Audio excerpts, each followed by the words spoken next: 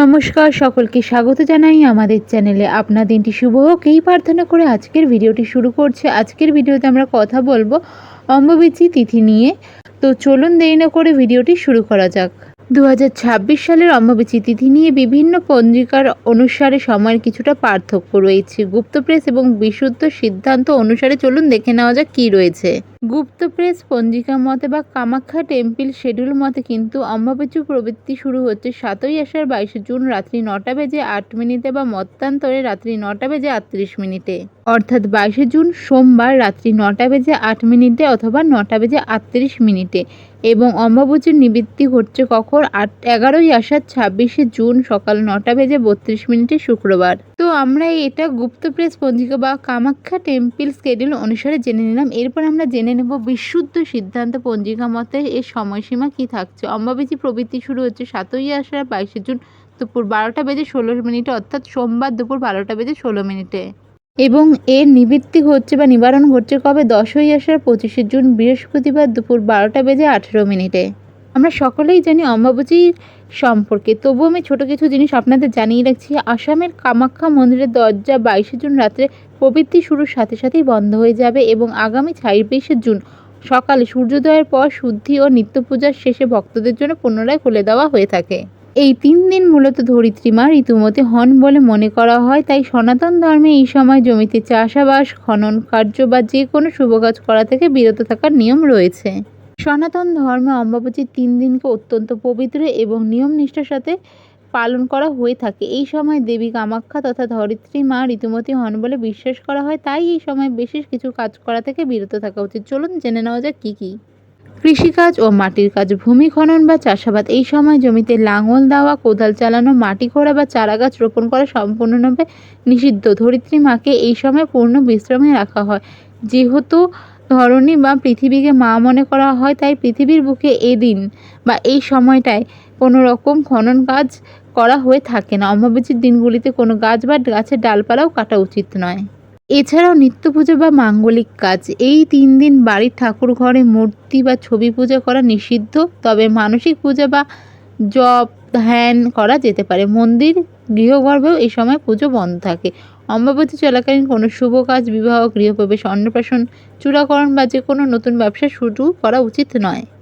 অনেক ক্ষেত্রেই প্রশ্ন আসে যে যখন এই দিনটা বা আমরা এতটাই শুভ মনে করে থাকি, তাহলে কেন শুভ কাজ উচিত নয় করা? তো সেক্ষেত্রে সোজা ভাষায় যদি বলা যায়, তাহলে বলা হয়ে থাকে যে আমাদের মায়েরা সারাদিন কাজ করার পর যেইটুকুনো সময় বিশ্রাম নেয়, সে সময় কিন্তু বলা হয়ে থাকে তাকে যাতে আমরা ডিস্টার্ব বা নানান ধরনের অসুবিধা তার জন্য সৃষ্টি না করি।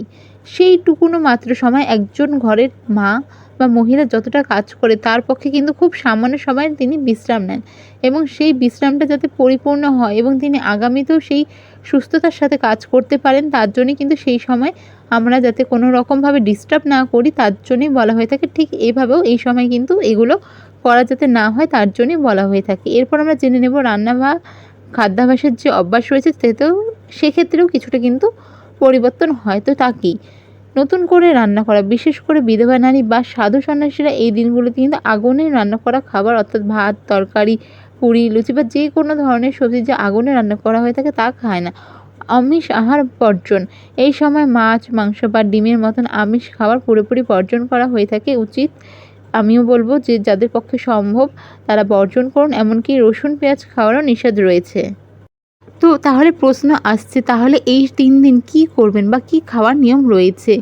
এই 3 দিন মূলত ফলমূল, মিষ্টি, দুধ, চিড়ে, দই বা আগে থেকে বানিয়ে রাখা সাবুর মতন ফলার খাওয়ার নিয়ম রয়েছে। মানসিক জপ, মূর্তি পূজা না দিলেও এই সময় মনে মনে ইষ্ট দেবতার নাম জপ, গুরু মন্ত্র পাঠ বা গীতা চণ্ডী পাঠ অত্যন্ত শুভ এবং আপনারা কিন্তু এগুলো করতেই পারেন। তাহলে কবে থেকে কিভাবে পুজো শুরু করা উচিত? আগামী 26শে জুন শুক্রবার সকালে অম্বুবাচীর নিবৃত্তি ঘটলে, অর্থাৎ শেষ হওয়ার পর বাড়ির ঠাকুর ঘর ও ঠাকুর ঘরে আসন ভালো করে ধুয়ে মুছে পরিষ্কার করতে হবে এবং দেবদেবীর মূর্তির ছবি বা স্নান করিয়ে নতুন বস্ত্র পরিয়ে তবেই আবার নিত্য পুজো শুরু করা যায়। এই অম্বুবাচীর চলাকালীন কিন্তু কিছু নিয়ম রয়েছে এবং সবচেয়ে গুরুত্বপূর্ণ কিছু ব্যাপার রয়েছে যা হয়তো সাধারণ জনজীবন যাপন করা মানুষজন আমরা অনেকেই জানি না। অমাবস্যা শেষ হওয়ার পর যা শুক্রবার সকালে অর্থাৎ 26শে জুন সকালে নিবৃত্তি ঘটবে। তো সনাতন ধর্মে ঘর বাড়ি এবং ঠাকুরঘর কিন্তু শুদ্ধ করার নিয়ম রয়েছে। ঠাকুরঘরে আসন এবং ঠাকুরের বস্ত্র অবশ্যই পরিষ্কার করবেন। মূর্তি ও পট স্নান অর্থাৎ ঠাকুরঘরের সমস্ত দেবদেবীর মূর্তি ও ছবিকে স্নান করানো বা যেই ছবিগুলোকে পরিষ্কার করা সম্ভব নয় জল দিয়ে কাপড় দিয়ে মুছে পরিষ্কার করে নেবেন। তারপর এদের নতুন বস্ত্র পরিবে বা নতুন বস্ত্র পরিয়ে বা নতুনভাবে এনাদের পুজো আপনারা নিবেদন করবেন। শুদ্ধিকরণ শেষ হওয়ার পর তবেই কিন্তু দেবতাকে পুনরায় ভোগ নিবেদন করা হয় এবং শাঁখ ঘণ্টা বাজিয়ে নিত্য পূজা শুরু করা হয়ে থাকে। এর সাথে সাথে এখানে কিন্তু আরও একটা নিয়ম রয়েছে, সেটা কি আম ও দুধ খাওয়ার নিয়ম। তবে এক্ষেত্রেও কিন্তু একটু রয়েছে তথাকথিত প্রচলিত নিয়ম সম্পর্কে একটু অন্যরকম ধারণা।